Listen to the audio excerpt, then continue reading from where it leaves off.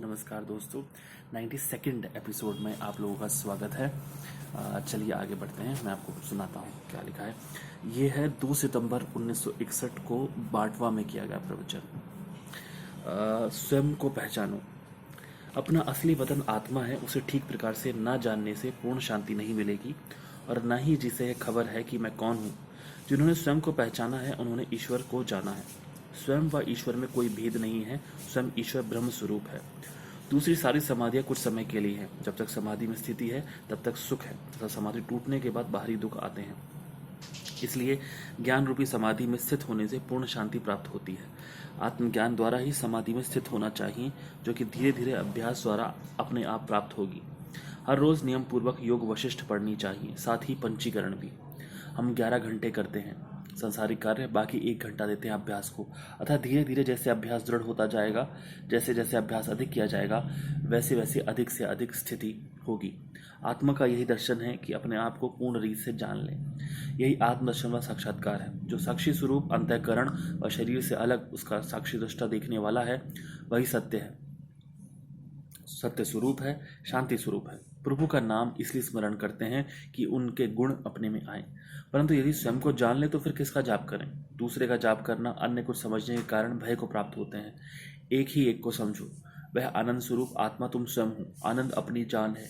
जैसे जल में तरंगे हैं, ऐसे संसार में भी तुम सागर रूप हो। यह संसार तुम्हारे तरंग व बुदबुदे हैं। जैसे दृष्टांत में आया है कि 10वें तुम हो, पर स्वयं को भूल गए हो।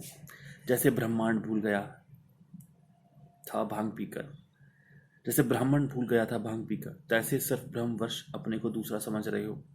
तुमसे अलग दूसरी वस्तु कोई नहीं है। तुम सत्य आनंद स्वरूप आनंद का भंडार हो। ज्ञान होने से पूर्ण जानकारी होगी कि मैं स्वयं आनंद स्वरूप आत्मा हूँ। यदि बुद्धि में इतनी ज्ञान प्राप्त करने की शक्ति नहीं हो तो दृढ़ निश्चय, विश्वास व भरोसा करके स्वयं को वही रूप समझो। तुम्हारा दृढ़ निश्चय तुम्हें अवश्य कामयाब करेगा। समझ रही मन दर्शन यही। पंचीकरण बहुत अच्छा है, समझने की कोशिश करो।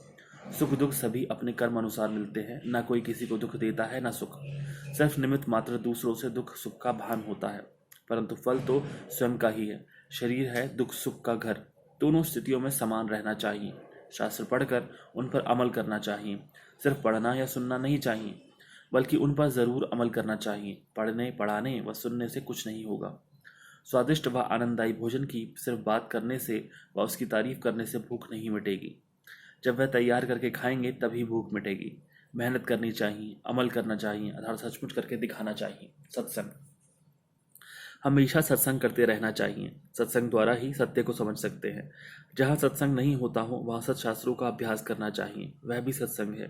संतों के वचन व सत्शास्त्रों के वचन ग्रहण करने चाहिए। यह अंत समय तक करना चाहिए। हमेशा दृढ़ निश्चय से स्वयं को प्रतीत करना चाहिए, अर्थात जानना चाहिए। उससे कभी पीछे नहीं हटना चाहिए। चाहे कितने भी दुख व कष्ट आए तो भी लोहे की भांति मजबूत होकर अपना कार्य करते रहना चाहिए तथा आगे बढ़कर आनंद प्राप्त करना चाहिए। चंदन की चुटकी ही काफी है। इन थोड़े वचनों पर अमल करके सुख प्राप्त करो। सबका साक्षी कौन है? तुम ही हो। सबको तुम जान व देख रहे हो। तुम उनसे अलग, उनके जानने वाला आनंद स्वरूप हो। जैसे स्वयं के पदार्थ सत्य नहीं है, जागृत के भी सत्य नहीं है, सब में तुम बस रहे हो। आनंद ही तुम्हारी जान है। दूसरे पदार्थों से जो आनंद मिलता है वह भी स्वयं तुम्हारा आनंद है। अपनी अनुकूल वृत्ति सुख रूप है व प्रतिकूल वृत्ति दुख रूप है। धन्यवाद।